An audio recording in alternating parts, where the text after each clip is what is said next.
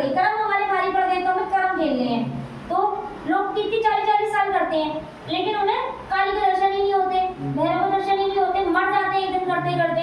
तो ये शक्ति फिर अगले जन्म में आके हमारा कर्ज चुकाती है, जो तुम्हें गॉड गिफ्टेड भी नहीं है, जो मुझे गॉड गिफ्टेड मिली है। जैसे तेरी लाइफ है ना, वैसी मेरी लाइफ है आज से 8 साल पहले, मस्त बिंदास थी, ठीक है। तो मुझे भी ये नहीं पता था कि कहाँ से चलिए कैसे चलिए, मुझे कुछ भी नहीं पता। बाद में मेरे गुरुजी ने मुझे बताया कि मेरे तो पिछले जन्म से चल रही है ऐसा। मात्र 4 साल की उम्र में मेरे को माँ के चरणों में दर्शन हुए थे, तब इतने मुझे ज्ञान भी नहीं था। मुझे बाबा काल भैरव साफ दिखते हैं ना। मैं 4 साल की उम्र में बता रही हूँ अपनी, मेरी 4 साल की उम्र में मुझे मंदिर के बाहर चरणों में दर्शन हुए बस। तो मैंने कहा देखो किसी के चरण तो घर वालों ने इतनी बात मानी नहीं, तो पहले दर्शन मुझे वो हुए थे, ठीक। उसके बाद कई बार हुए, लेकिन हम लोग अपनी लाइफ में इतने व्यस्त होते हैं, ठीक है, तो दिमाग में नहीं रहता। तो अगर शक्ति चलानी है तो अपने आप को पहले भूलना पड़ेगा, ये ध्यान रखना। इतनी सी गलती तुम्हारे लिए बड़ी भारी पड़ जाएगी, और तुम्हारे लिए नहीं, साथ में जो पीछे परिवार चल रहा है उसके लिए भी भारी पड़ेगी। जो गलती कर दिया उसका वो तो चल सब हो जाएगा, मैं हाँ वो भगवान है, वो माफ कर देते हैं, लेकिन कब तक करेंगे गलतियाँ? एक बार हो जाए, 2 बार हो जाए, जब तुमने सैयद छोड़ देते तुम्हारा जाने की जरूरत ही नहीं थी। पहले सैयद चला था, मैंने कही थी ना सैयद चल रहा है, पहले सैयद चला है, उसके बाद भैरव आए, लेकिन सैयद को देख के भैरव लौट गए हैं, समझ रहे? लेकिन उनके वचन थे पिछले जन्म के, तो उन्हें आना पड़ा।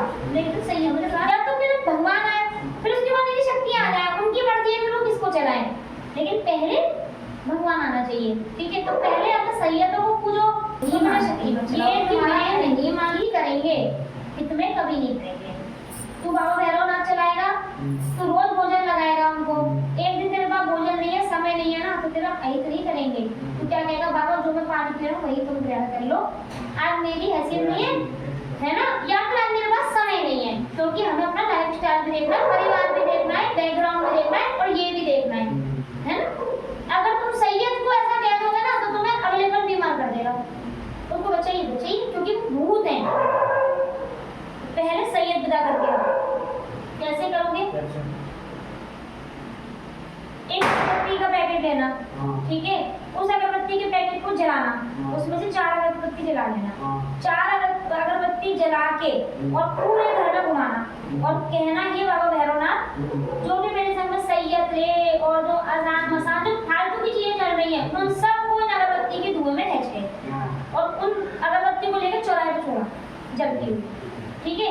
उसके बाद सैयद जाना, जो भी तुमने बुला लो पूजा, वहाँ जाना, उनका जो भी कुछ होता है उनको बोलना देखो बाबा मैं तुम्हें नहीं चला पाऊंगा, मैं तो भैरव बाबा के लिए था और उसके लिए हूँ, ठीक है, और वो नहीं चाहते कि वो आप चले, तो आप अपने स्थान पे बैठिए, मैं नहीं चाहता आपका अनादर हो, क्योंकि किसी चीज को प्यार से मना सकते हैं, लड़ाई से नहीं, ठीक है। तो आज ये आखिरी है, और इसके बाद ना मेरी तरफ देखना ना मैं आपकी तरफ देखूँ, वचन दिए ही उसे, आपको वचन है कि ना मेरी तरफ देखना ना मैं आपकी तरफ देखूंगा, चाहे जिंदगी में कितनी भी परेशानी आ जाए, कितनी भी दिक्कत आ जाए, सैयद मत छड़ियो, क्योंकि ये चीजें बुलाएंगी, ठीक है। उसके बाद भैरव जी का दीपक जलाओ और गुरु बनाओ। और गुरु तो बनाना चाहता हूँ, पर गुरु के बिना फिर मुझे पता नहीं क्या करना है, मार्गदर्शन कैसे होगा, जीवन कैसे चलेगा, कैसे शक्ति को कंट्रोल करूँगा, कैसे क्या होगा, क्या करना है, इसके लिए तो मैं आया था आपके पास, ऐसा कोई सिस्टम बता दीजिए।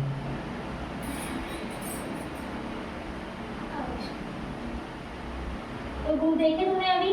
मैं तो फिर उन्हें नारद जी से गुरु दीक्षा लेने गया था, तो उन्होंने वहाँ से मैंने लिए नहीं, क्योंकि जो नियम बताए थे उन्होंने वो नियम थोड़े नहीं। हमेशा ध्यान रखना, काली और भैरव चलते तो काली भैरव वाले गुरु चाहिए, कृष्ण चलते हैं तो कृष्ण वाले गुरु चाहिए। अभी मुझे बताते हैं ऊपर सवारी खेल रही है, कुछ से भोग मांग रही है, कुछ भी मांग रही है, तो ये महाराज जी क्या कहेंगे, वो क्या बताएंगे, तो तुम तो राधा रानी आती है, तुम कृष्ण के वक्त में सब चीज़ें बता सकते हैं। तो गुरु भी उसी लाइन से ढूंढ रही जिस लाइन में हम हैं। अगर हम तंत्र में हैं तो तांत्रिक, अगर हम अघोर में हैं तो अघोर, हम सात्विक में हैं तो सात्विक। काली भैरव के ग्रुप एक ही होते हैं, चाहे काली भैरव को बनाओ, चाहे मतलब जो काली भैरव पूछता वही ग्रुप बनाने के लिए है, ठीक है।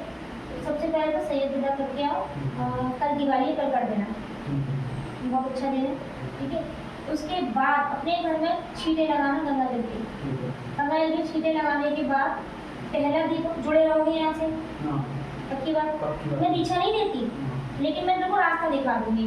अगर आने वाले टाइम में तुझे आदेश हुए और मुझे आदेश हुए तो मैं दीक्षा दूंगी, वरना मैं दीक्षा नहीं दूंगी, क्योंकि मुझे ना दीक्षा का खेल समझ में नहीं आता।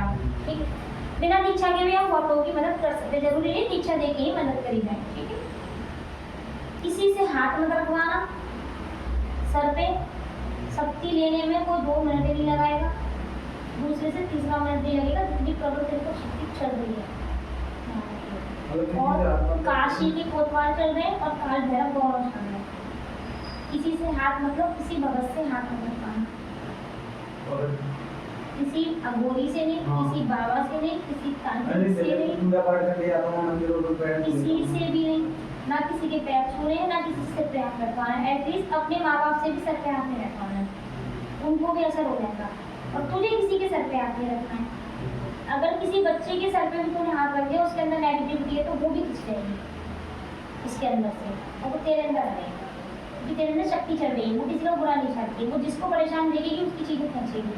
मेरा कभी हो गया था, 2-4 लोग परेशान थे, उनके घर में दिक्कत चल रही थी बहुत सारी, तो मैंने बाबा को बुला करके थोड़ा किया, तो फिर मुझे दिक्कत हो गई, रात में नींद नहीं आई और पूरे 3 दिन तक मुझे दिक्कत रही। फिर मैंने बहुत पूजा पाठ भी तब किया, तब सही हुआ। होगी ना, क्यों? वो तो शक्ति है।